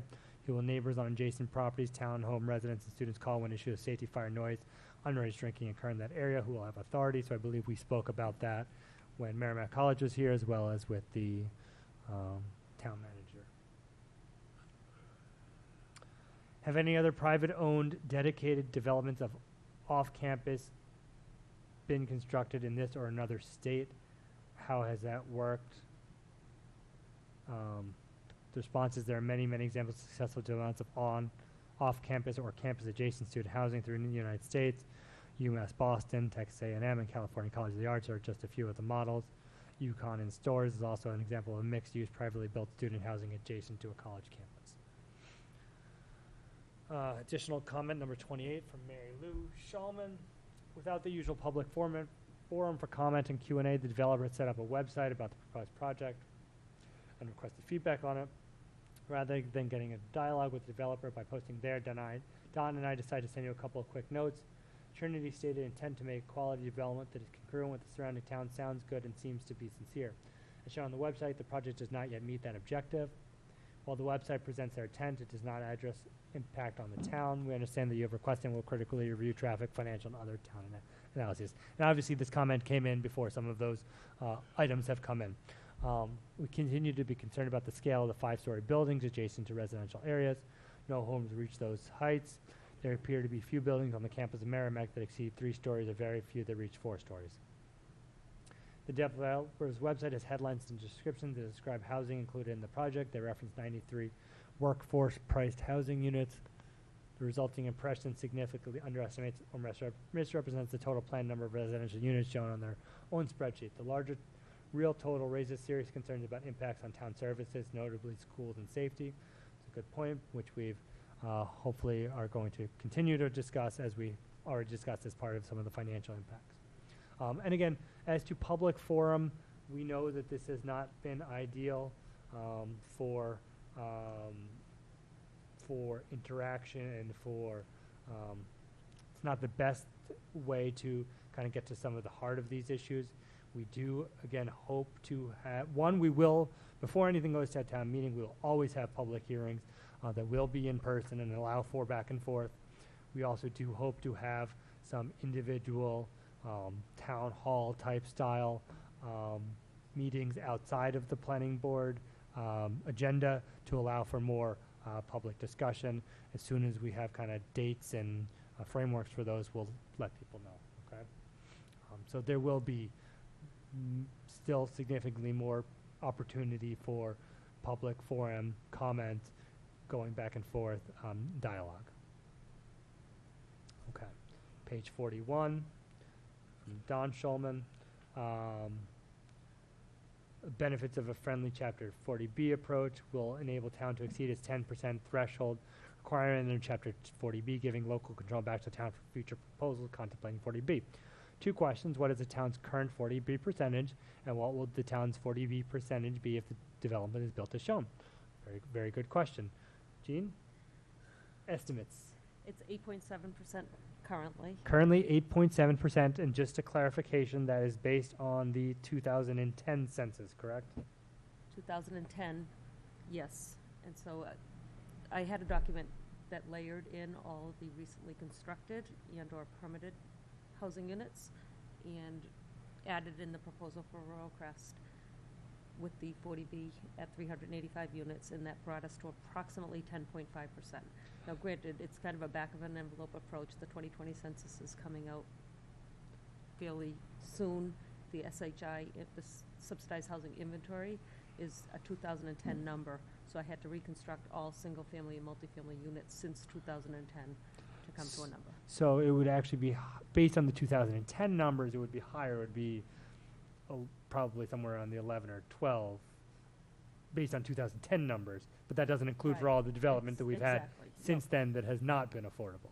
Exactly. So we're estimating that it would put us, based on 2020 numbers with the 2020 census coming out, somewhere about 10.5%. Okay?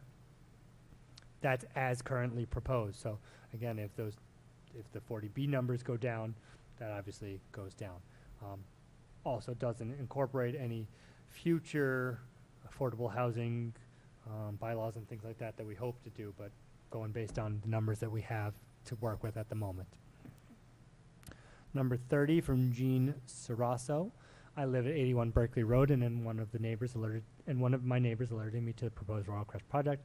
I'm concerned that I have not received any information from the town about this. This proposal includes 2 ponds within 20, it says 20, I'm assuming feet maybe, of my property, yards, I'm not sure. We already have a high water table, so this would be completely unacceptable to us. Please let me know when the town is planning on letting the affected residents know about this and when the vote is. Just to answer that question, we don't have a date yet for any votes. There's a possibility of a special town meeting in the late fall, and there will be public hearings before that. So as we get more information, and for the public hearings, that's when any abutters and abutters to abutters will get noticed for the public hearings. Is that right? No, because it's a town meeting, we don't typically notice abutters. It's a warrant that gets posted and a planning board report. I'd like to. Okay, we can talk about that. Okay. So we'll have to tell you. So usually for town meeting articles, we don't. Usually for special permits and things like that, we do.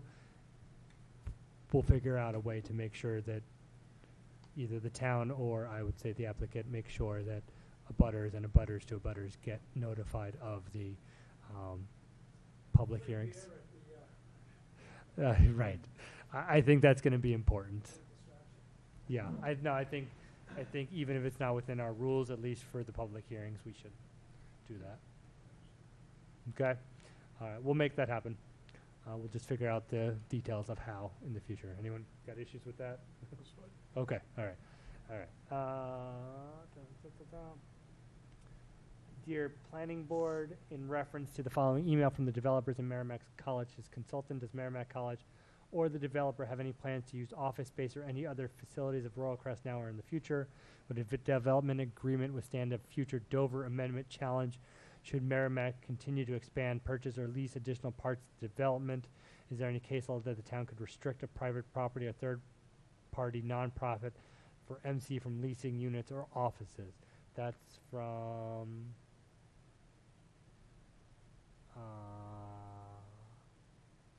I'm not sure who this is. That still from the same person? No. I'm not sure who submitted that one. That was from April 1st, 2021, Gene. Was at the bottom of that. Well, this was a previous email. This is referencing another email. Oh, So maybe I it's, think they're all from Lynn Rednicki at 32 Marblehead Street. okay, So I think we just that could be. scroll down. So those are good questions. So we did talk about some of that before, so hold on. I believe that Merrimack's representative said that at this point they have no plans to use anything other than the dorms. I believe that was correct. Correct? Yep. That's what they said. Would a development agreement withstand a future Dover Amendment challenge? A development agreement between the town, so a development agreement is usually between the town and the applicant. I don't think that would involve Merrimack in the development agreement between the town and. Oh, but you could covenant that, I mean, again, you know Yeah. better than I as a lawyer, but we've done this in the past where property that possibly could be non-profit in the future, we want to maintain that they would pay taxes, so you can make a covenant running with the land to do that. I mean, that might be the form in which you do it. So there are a couple Yeah. different things. There could be, we've talked about a development agreement between the developer and the town.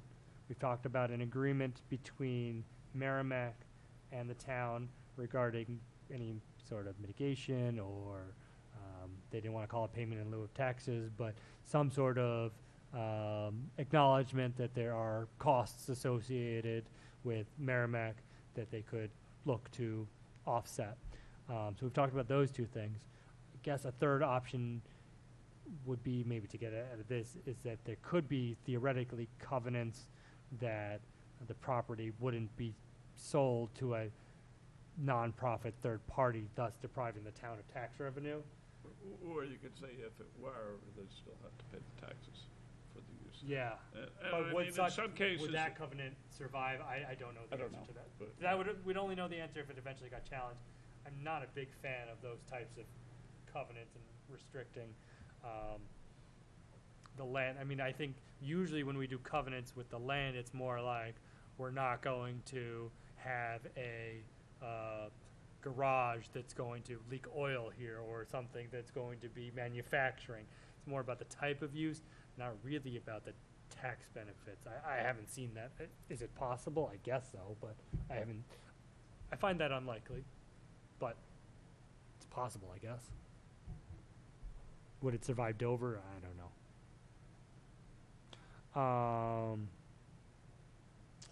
Property lines, ownership, and control of the proposed future development would seem pertinent since the developer wants the internal roads to be accepted by the town. Are there plans to make this a subdivision as mentioned? Is there a proposed operator for the hotel? Which of the townhomes will be sold? Are the offices going to be rental or an ownership structure? Okay. Okay. The referenced email were early ideas for discussion on only a time. We plan to make a very large investment in the property, including items such as stormwater, water and sewer, and state-of-the-arts. Our plans to own and manage the property, including the internal roads. The project will be developed in phases. The internal roads of the site will be owned and maintained by Royal Crest. It is not contemplated that the site will be made a subdivision, though it is contemplated that the site and separate components of the project will utilize a property line structure to allow for separate components of the project to be phased and built at separate times. So plan is to A&R it rather than subdivide, correct? Okay. An operator of the hotel has not been chosen. The offices are expected to be rental. Okay. This is now from Karen Lauro. Hi, Jean. Here are questions for tonight's planned meeting concerning Royal Crest. Where do they expect to get people to fill the hotel building sufficiently to make it profitable? How will the hotel pedestrian motor traffic impact the area? How does this development feed into the development at Merrimack College's current undeveloped land? Does the MassDOT project remain a HSIP project, Federal Highway Safety Improvement Project? We expect the Boutique Hotel will serve a wide variety of visitors to North Andover, from parents visiting their children in Merrimack to visiting sports teams to people conducting business at one of the many prominent employers in the area. Hotel and pedestrian motor vehicle traffic are accounted for in the traffic study. This redevelopment is completely separate and apart from Merrimack's campus. doesn't really feed into the development of Merrimack's undeveloped land. And they say that the question is for MassDOT. We have confirmed several intersections of the corridor improvement project are included in the HSIP.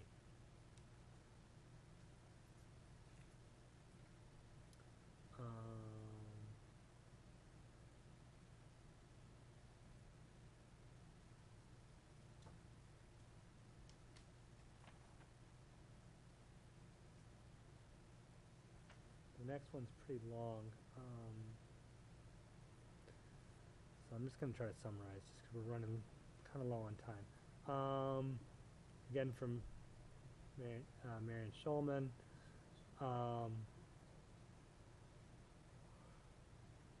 Question about Merrimack, I think we've been over that. Density and scale, proposal of change. How much smaller different would the development be if it were required to conform to existing zoning? How many fewer buildings, fewer residences, uses allowed, not allowed, building height setbacks? I think we do have that as part of the program summary now currently, don't we? We don't in terms of if it were to be current zoning. So the project obviously envisions a rezoning. Right. Because they couldn't do what is being proposed in current zoning. Right. Okay. Right. They could redevelop as just residential within the current zoning, correct? They could. So the current zoning, I don't have memorized, but it allows for single-family, two-family, multifamily, but it also allows for indoor recreation, so that they could put, you know, a gym in there and some residential, so it could be mixed use with various uses. But and some of those uses, or based on the heights or things, would again require special permits and things like that, and potential zoning changes as well. So it's kind of hard to say. Yeah.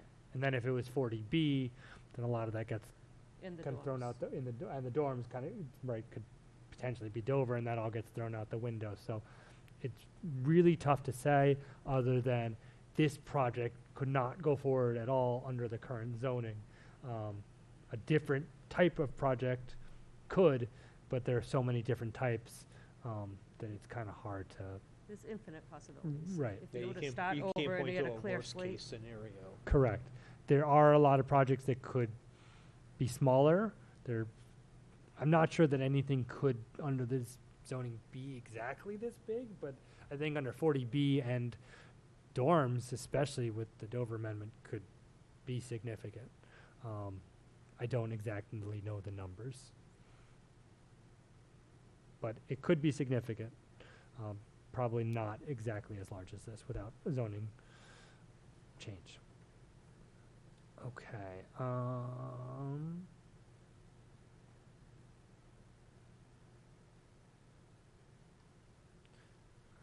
going to go to,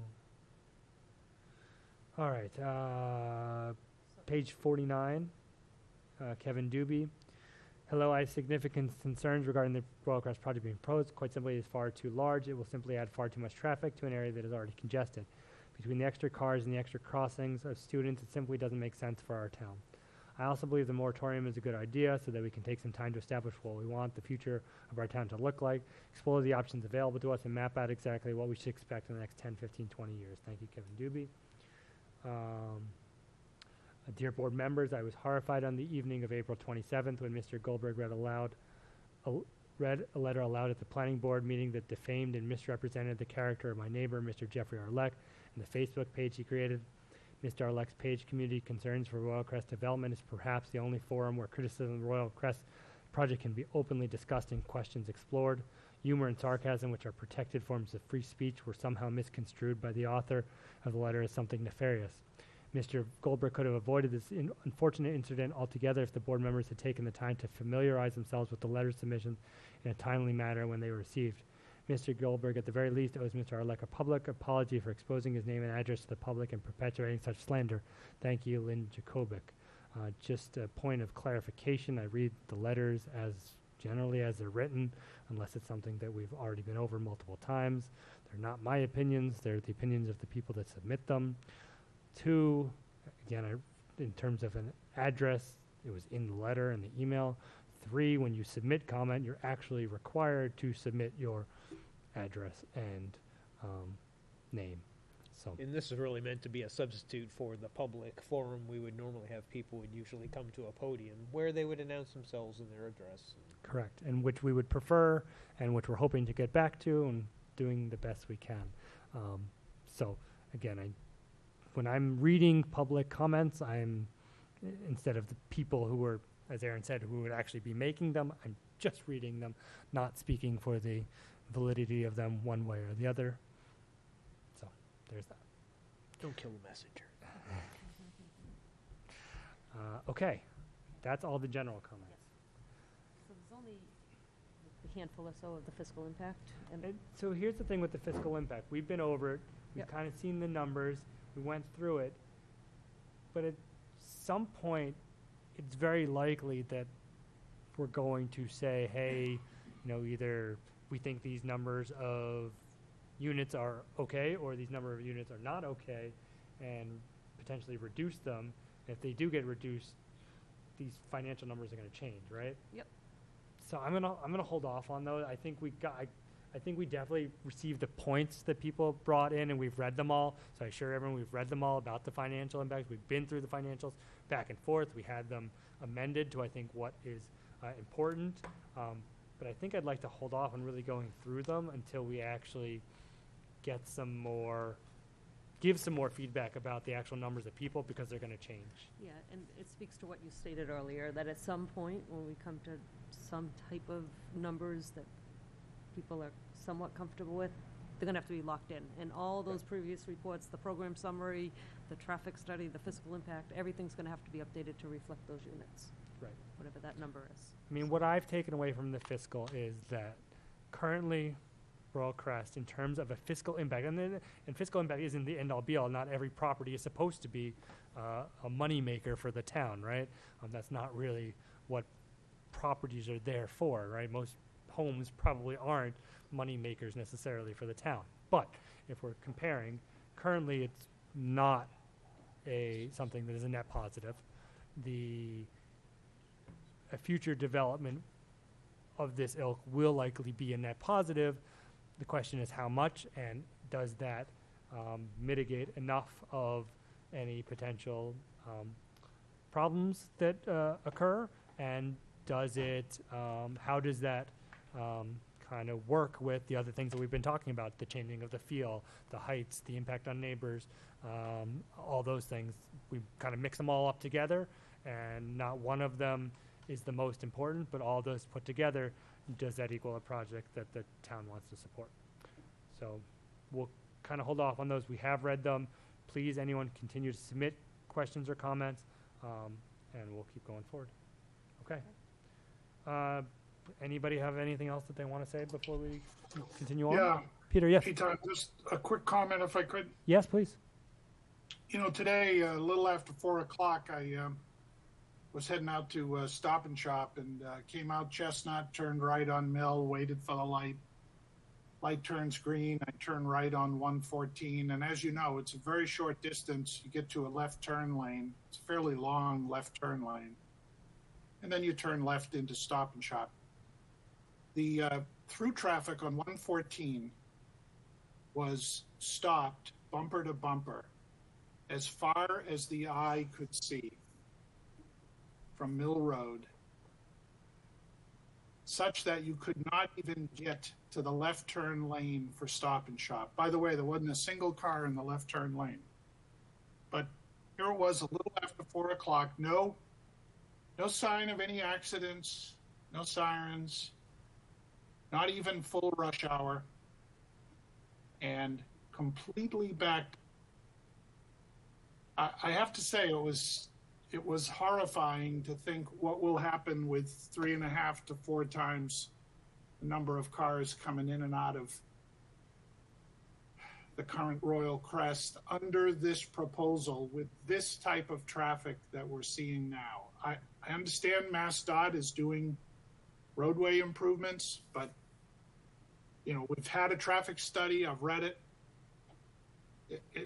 It really is jarring to see that type of traffic load, and I don't think I'm the only one experiencing that. So again, I'm going to go back to this notion of a well-done development which is near urban. The question is, where does it belong? And I have to say, it's as if we're, and I don't mean us personally, but we've been asking questions about this for months. And I think the only answer we get is, it is different and it's going to be great. And, you know, I really don't find that helpful.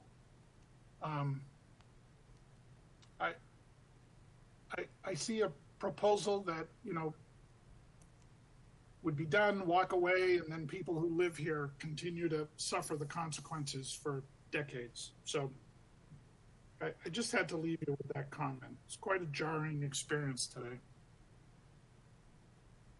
So the only thing I'd say is, as somebody who reads accident reports all day, one, I mean, obviously, we always have to rely on the traffic a little more than the anecdotal, but I think with everything opening up this week, I think people are still, one, this is the most traffic I've seen everywhere in 2 years. So, point taken. I'd be curious to see over the next few months, and then actually really in the fall when things kind of settle back into routines, is it still the same, and what it's like. Just, I think everybody's out right now, so might have been unfortunate, or maybe that is going to be the new normal. I don't know, but I'd take this week just with a grain of salt, just because it's been insane. Good for business, but insane. You also have to ask yourself, 114 is a major east-west, north-south thoroughfare. I don't know, it's kind of like southeast, northwest. Anyway, it's a major thoroughfare. It's going to have traffic in the future. It's going to continue to have traffic, just because it's a way for people to get to Danvers, Peabody, Beverly area to up to New Hampshire, Lawrence, that area. It's there's going to be traffic, whether there's something different at Royal Crest or not. And there are more people moving to the area. The future is traffic. So I hear you, but I have to say, you know, we're not looking about a development on 114. We're looking about at a development on what I would say is one of the top choke points on that thoroughfare, the intersection of, you know, 125 bypass and 114. How can you get any more of a critical choke point? And at that exact point, we've been told by a traffic study, we're looking to, you know, perhaps quadruple the number of cars right at that choke point. You know, from a sort of engineering mindset, it boggles. You know, the fact that it's at the choke point. Okay. Okay. I have one comment that's come in related to the Mass DOT project. All right, we're not going to take that tonight. Okay. To the Mass DOT project, but thank you. Okay. You can put it into the packet. We can look at it For the next meeting. for the next time we talk about Mass What? DOT. Is it related to Royal Crest at all? No, it's related to, John referenced takings of residential property, and she's one of those residential properties. Okay, so so I don't think it's necessarily something we need to discuss here. Let's make sure you keep that, put that into, as you talk with the town, you know, whether it's the town manager or staff, about trying to set up who we can kind of liaise with. Yep. Make sure that her information is there and that someone talks with her. I just don't think it needs to be a planning board thing, but someone should definitely get back to Okay. this property owner. Okay, minutes. Can we get a motion to approve the May 4th, 18th, and 25th meeting minutes? So, full disclosure, the May 18th just went in this afternoon, Oh, so people so- may not have been able to review the 18th, but the other two have been in there the whole time. Well, let's just do the May 4th then, and then we'll do the 18th and 25th next time. Okay. I'll make a motion to approve the May 4th minutes. Motion made to approve the May 4th minutes. I'll second.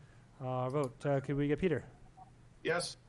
Aaron? Yes. John? Yes, I vote yes. Can we get a motion to adjourn? so moved. Second. All in favor? Peter? Yes. Aaron? Yes. John? Yes. I vote yes. Right. Thank you.